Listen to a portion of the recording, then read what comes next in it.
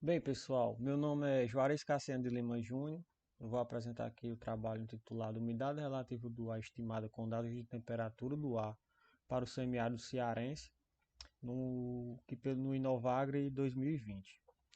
Começando, a gente sabe que a evaporação e a transpiração em conjunto formam a evapotranspiração e a partir da evapotranspiração na referência é possível saber a taxa ou consumo hídrico das plantas, bem como outros fatores da hidrologia. Sendo que a gente sabe também que a energia solar é a força motriz para que haja evapotranspiração. Entretanto, dentre as várias equações, no caso a equação de Penrose-Monti para estimar a evapotranspiração, a umidade relativa é um elemento de entrada muito importante. Posto isso, o objetivo do trabalho foi avaliar o desempenho de estimativas de umidade relativa, que é recomendado por Allen no FAO 56, com dados meteorológicos obtidos no semiárido cearense. Metodologia. O presente trabalho foi realizado utilizando dados climatológicos mensais de 11 estações pertencentes ao INMET, que é o Instituto Nacional de Meteorologia, localizado no semiárido cearense. Pelo manual da FAO, a gente pegou esses dados, tem a umidade relativa medida, e a gente estimou a umidade relativa utilizando as temperaturas do ar. Sendo que uma das formas dessa estimativa é substituindo a temperatura do ponto de orvalho pela temperatura mínima do ar, corrigida com 2 ou 1 grau a menos.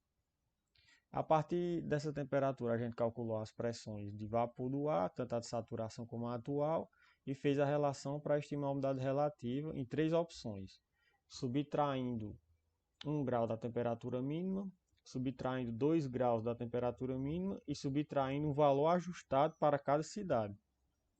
Após os ajustes, foi feita a análise pelo índice de concordância, a raiz quadrada do erro médio, entre a umidade relativa medida e a umidade relativa estimada.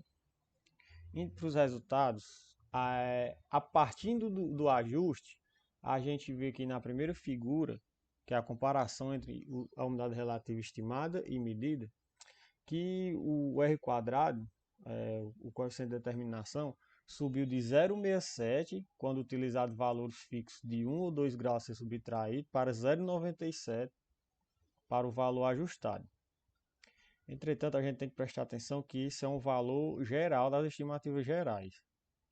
Na tabela 1, a gente verifica tanto o fator que foi reduzido da temperatura mínima, e a gente vê que a temperatura mínima do ar pode ser considerada a temperatura do ponto de orvalho em 5 cidades: Acaraú, Guaramiranga, Jaguaruana, Morada Nova e Sobral, e que após o ajuste o índice de concordância médio subiu um pouco, de 0,60 0,55 para mais de 0,6.